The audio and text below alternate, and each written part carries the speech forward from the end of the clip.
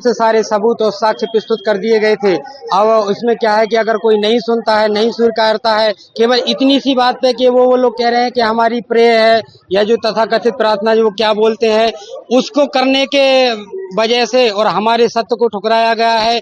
ये दर्शाता है कि सनातन धर्म के धर्मावलंबियों को और इससे डबल ताकत से आना चाहिए, डबल ताकत से आने की जरूरत है, क्योंकि सत्य को हर कोई स्वीकार नहीं कर सकता है। अभी ये क्या है कि सत्य को स्वीकार नहीं करे, सत्य को इनकार कर रहे हैं। अभी हमको सत्य को और मजबूती से प्रस्तुत करने की जरूरत है। तो हमको पूर्ण विश्वास है कि ये दोबारा से कोर्ट पुनः विचार करेगा और आगे भी हम जाएंगे। तो जहां तक भी हमको क्या है कि उम्मीद नहीं है, हमारे पास में पूरे साक्ष्य है, हमारे पास में पूरे सबूत हैं, पर उसको ये दुर्भाग्य है कि वो सुनना नहीं चाहते हैं। ये केवल वो सुन लेते हैं कि हमारी जो तथाकथित वो नमाज वगैरह क्या बोलते हैं वो होती हैं, उसकी वजह से सारे सत्य को दुखड़ाया जा रहा है। ये कब्जे को तुम सच मान रहे और जिनका जो कागज है, जिनका सबूत है, जो सनातन धर्मावलंबियों का मुख्य केंद्र है, उसको नहीं स्वीकार कर रहे हैं। ये तो गलत है। इसको हम बार बार इससे डबल एनर्जी के द्वारा और जन सैलाव के द्वारा और मजबूती से प्रस्तुत करेंगे। जरूर होगा।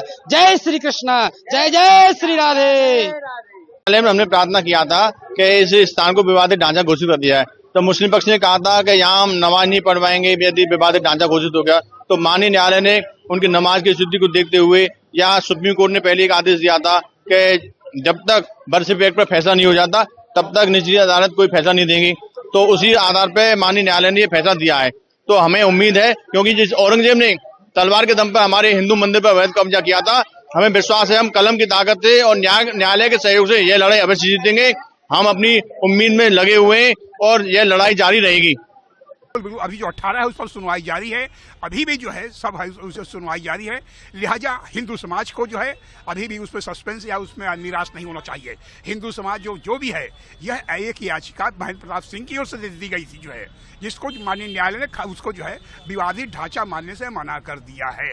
यह एक याचिका की बात है। अभी जो 17 याचिका है उस पर सुनवाई जारी है।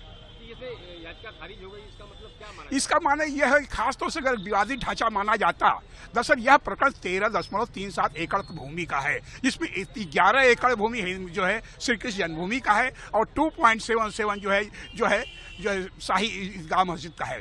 लेकिन अब ये अगर उसको विवादित मान लिया जाए तो 11 प्लस 2.77 सबको मिला करके विवादित ढांचा कहा करके तब इस प्रकार की सुनवाई होती। लेकिन माननीय न्यायालय ने अभी उसको जो है इसको अलग अलग ही मान रहे हैं।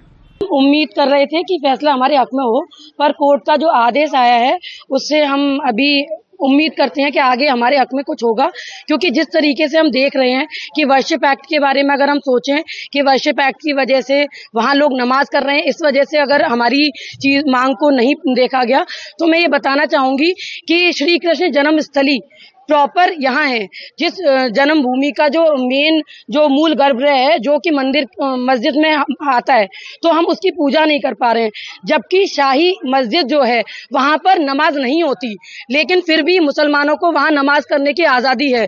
तो मैं सरकार से और कोर्ट से ये आग्रह करना चाहूंगी कि पहले आप इसके बारे में देखिए कि किसी भी मस्जिद में नमाज नहीं होती और शाही मस्जिद में केवल ईद की नमाज होती है, लेकिन फिर भी उनको हर जुम्मे पे नमाज करने दिया जा रहा है, जो कि बिल्कुल भी हमारे लिए अच्छा नहीं है। और हमारे जो प्रभु जहां जन्म हुआ उस स्थल का हम पूजन नहीं कर पा रहे, तो मुझे बेहद दुख है इस बात का। और मैं उम्मीद करूंगी, आशा करूंगी कि आगे सब कुछ हमारे फेवर में आए।